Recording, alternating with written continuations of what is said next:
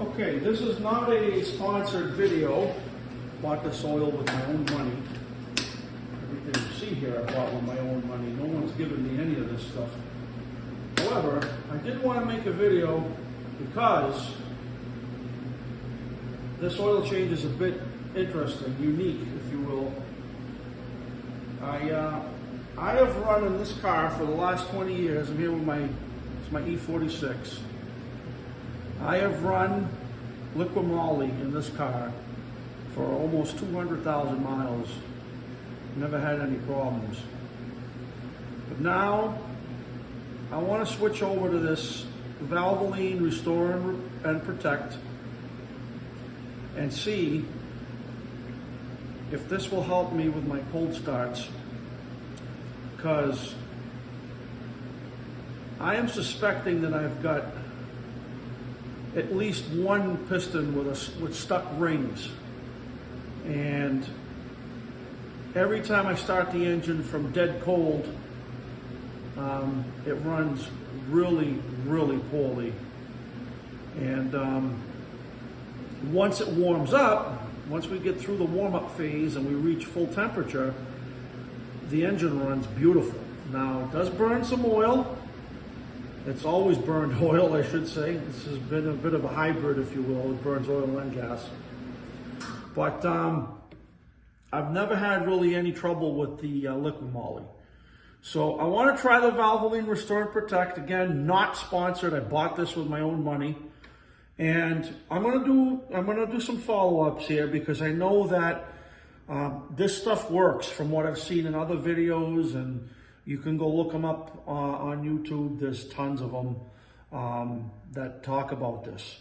It's a fairly new product, but a lot of people that have used it, from what I've seen in the videos, you know, and a friend of mine is actually running in his vehicle and says that it does work. So what I'm going to do is I'm going to make a note of the mileage. I'm going to reset my trip odometer, and I'm going to give it about 1,000 miles. And then after 1,000 miles, we'll come back and we'll cut the filter open. And for oil filters, this is what I'm using, because I happen to get it on sale. Again, this is not a sponsored video, but that's the filter that I'm using right there. And I've got like a pack of 4 of them, so that way we'll be consistent on all the filters. We'll see what we got. I'm going to give it 1,000 miles, there or thereabouts, and then I'll do a follow-up. We'll come back and we'll cut open the filter and see, you know, what's in that filter. Now, I'm hoping that this may help get the rings unstuck a bit.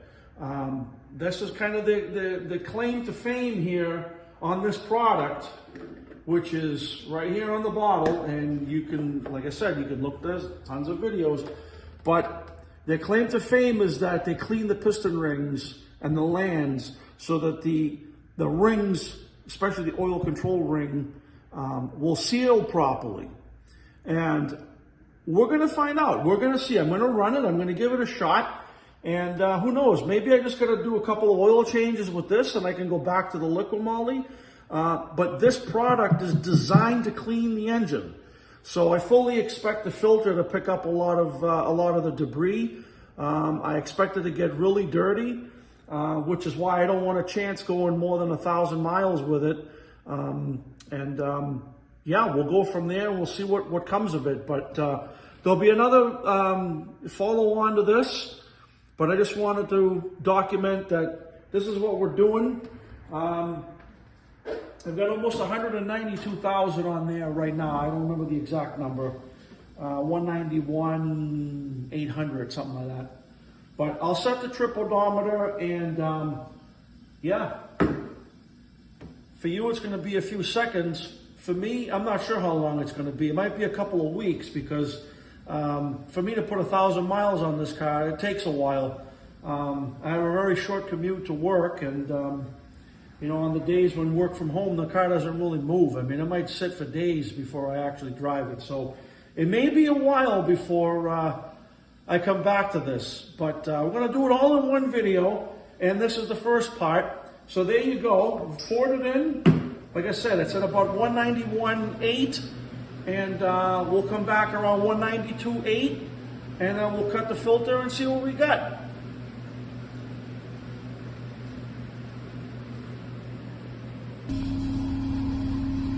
All right, there's a quick shot of the mileage just for the documentation.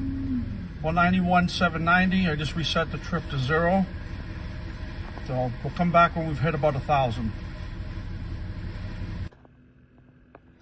Okay, it's only been seconds for you, but there you see it, 193,011, and my trip odometer's gone around. So we got about 1,221.2 miles on the clock. So I'm a little bit late, but better late than never. Just been busy with other stuff. So it's been about 3.5, almost 4 months for me to get to this point. So let's go pull that oil filter and see what we got.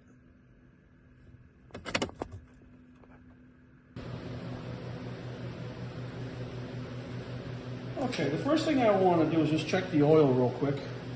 I have checked it before, about a few months ago. But I want to see what's going on with the oil. See where we're at. That's interesting. A little bit of milkiness on the, a little bit of foam there on my dipstick here on the tip here, which I haven't seen foam in a bit. But that's kind of typical for these. And let's see here. All right, oil is right about right where I left it, it looks like. Can that possibly be? I don't know. What's going on here? No consumption in 1,200 miles? That doesn't seem right. You gotta have burned something. Okay, down just a little bit, so that's about what I would expect.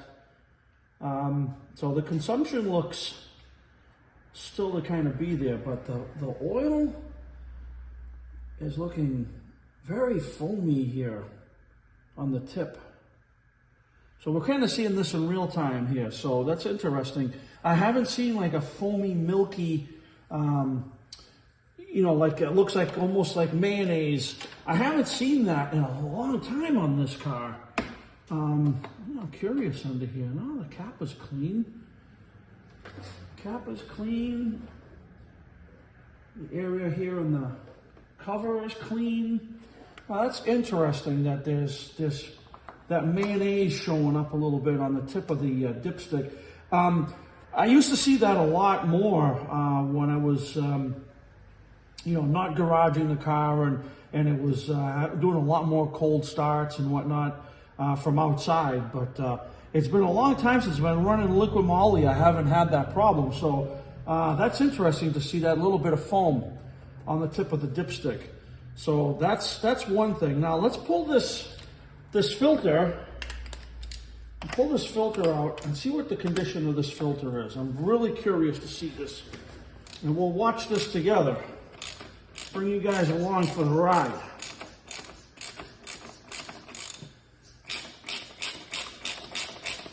This is going to be interesting. All right. Let's set this aside. Let's see what we got. What surprises lie ahead? Now, the car is ice cold, by the way. It sat overnight. Well, usually the filter comes out with the housing. So that's kind of interesting that I got just the housing came out. But that's okay. That's not a problem. We can deal with that. Pull this filter. Again, it's been sitting overnight, so it's majority of it's all drained down. There is still some in the housing here. I'm trying to not make a mess. But with oil, it's kind of inevitable. You're going to make some level of a mess. Let me just set this over here on my other mats. because I want to get a shot here. See if I can bring you guys around and just take a look. Take a look in here.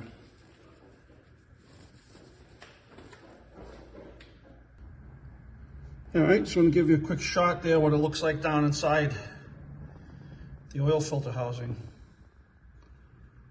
Fairly clean, I would have to say.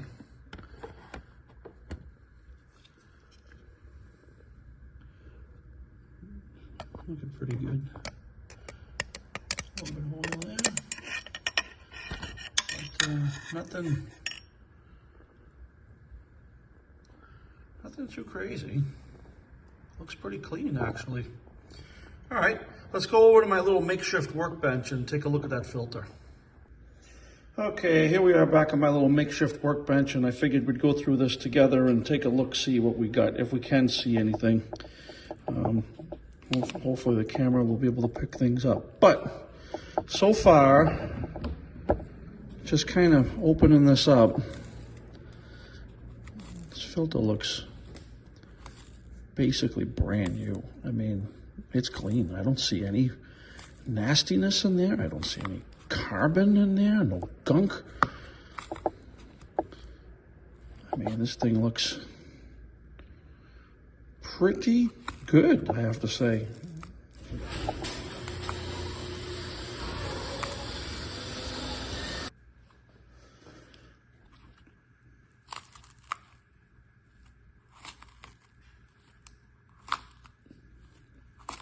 So filter looks pretty doggone clean. I'm pretty pleased with this. I don't see really anything in there. Hopefully you can see it on the camera. The camera should pick things up a little bit better than the naked eye does. But no carbon in there, very little. There's a few little specks right there, a little something.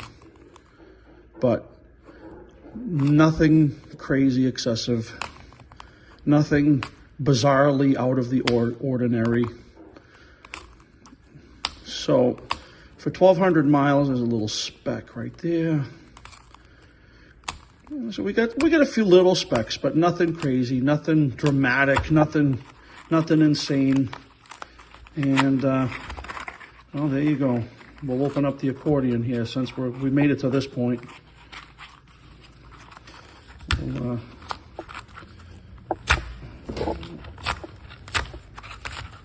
there we go.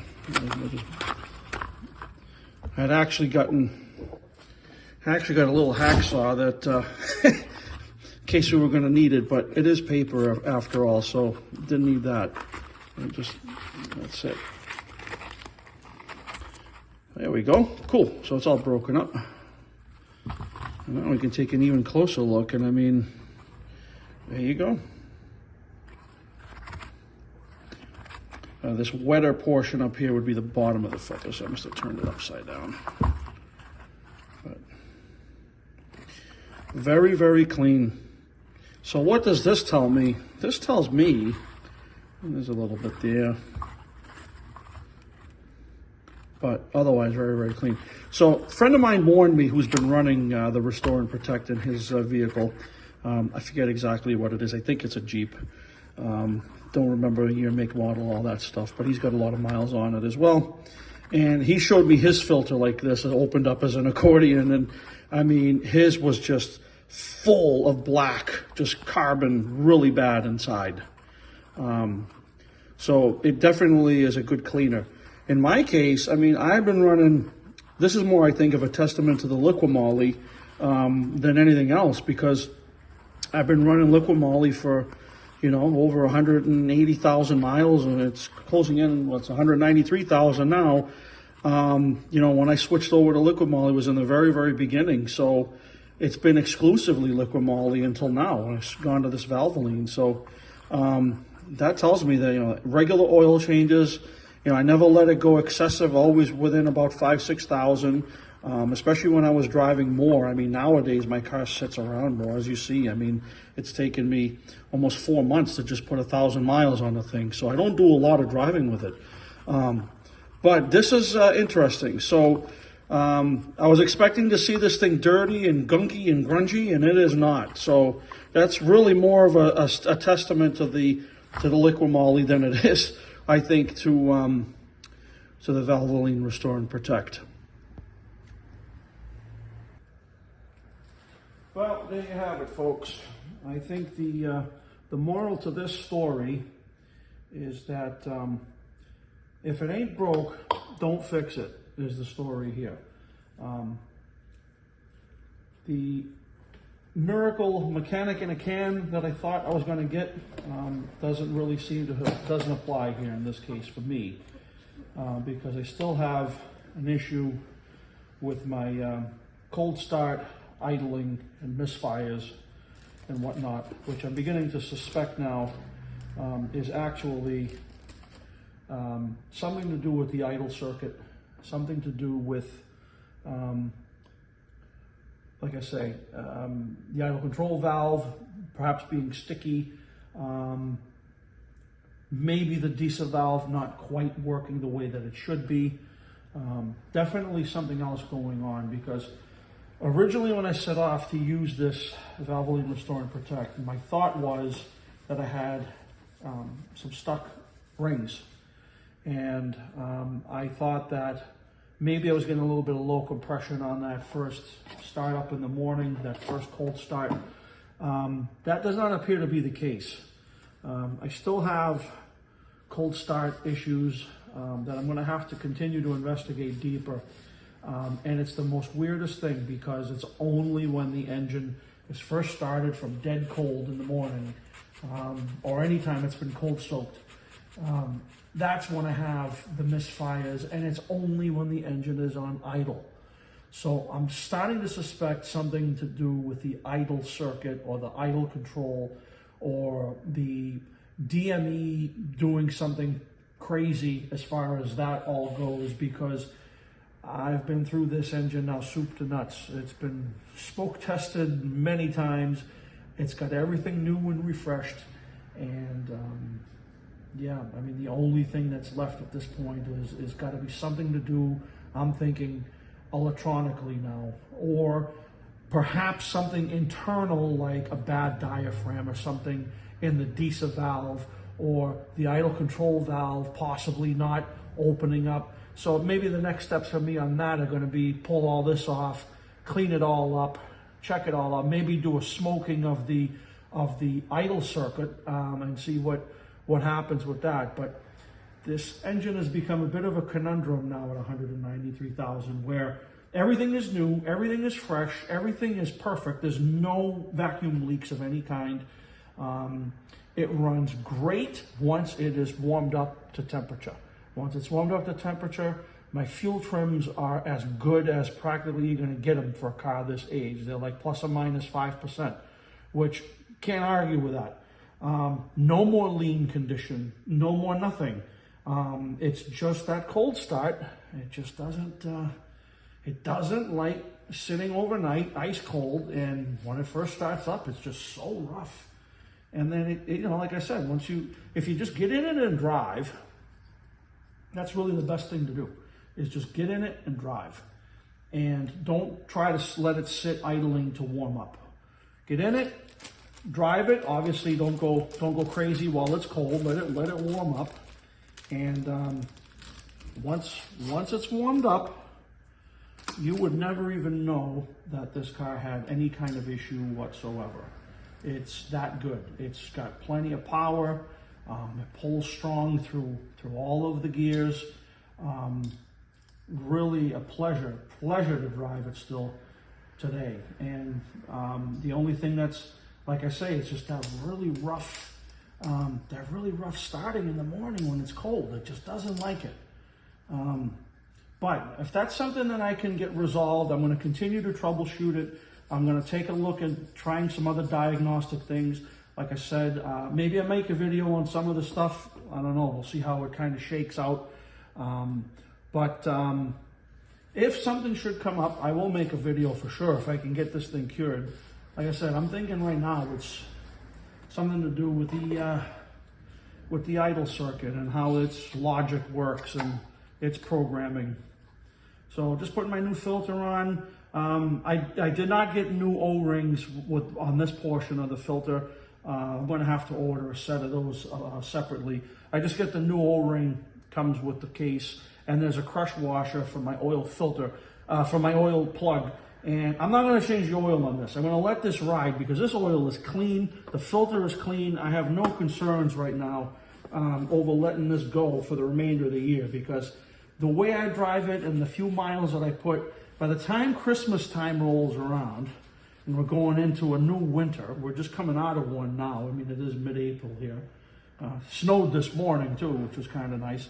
For mid-April, but once we get to around Christmas time is usually when I go and I do my 3,000 mile service on this car, because I just don't really put enough miles on it. I think I'm going to leave it be, and I should be good until I get to that point. And when I'm doing my 3,000, 4,000 mile oil service, which will be a year for me, if there's anything noteworthy, I will make another video. For now, I think that's where we're going to wrap this one up. Hope you've enjoyed it.